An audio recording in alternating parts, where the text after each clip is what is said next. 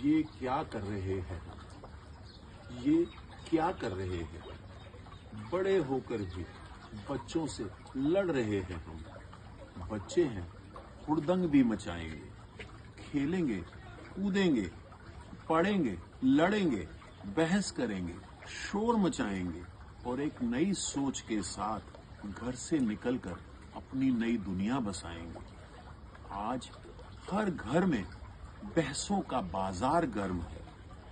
गुटबाजी ही नया धर्म है। कोई मेरे साथ खड़ा है और कोई अपनी बात कहने को आतुर है। ऐसे में मैं क्यों चुप हूं? मैं भी अपनी जिद पर अड़ा हूं। तुम कुछ भी कहो, मैं अपनी बात मनवाऊंगा। मैं बाप हूं और इसलिए अपनी मर्जी चलाऊंगा। जब जी में आएगा मैं नया कानून लाऊंगा। लेकिन एकाएक मेरे खिलाफ आवाज उठने लगी है। बगावत की चिंगारी सुलगने लगी है। लगता है अब मुझे रुकना होगा, ठहर कर समझना होगा। प्रजातंत्र का रूप तभी निखरेगा।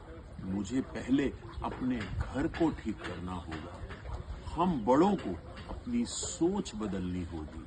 यह चक्र है प्रगति का। इस चक्र को नया रूप देना होगा।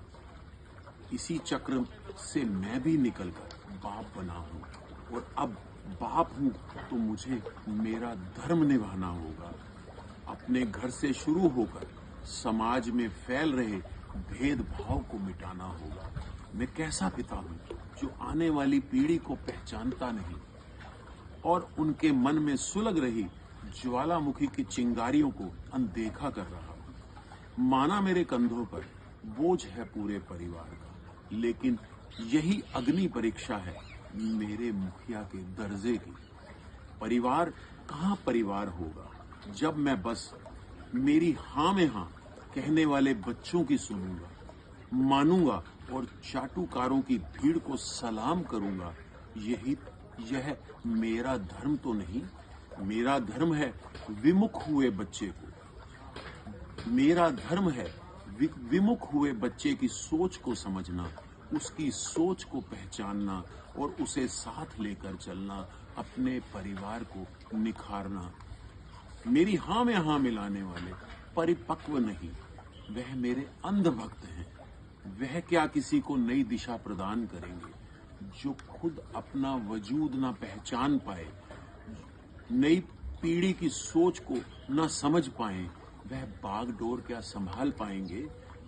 वे जो चल रहा है वैसा ही करते जाएंगे, लकीर के फकीर बने रह जाएंगे। ऐसे में हालात तो बद से बदतर हो जाएंगे।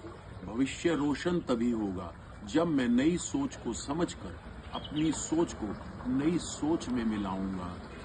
इसी नई सोच से ही मेरा घर महक उठेगा। इसी नई सोच से ही मेरा घर आंगन रोशन होगा।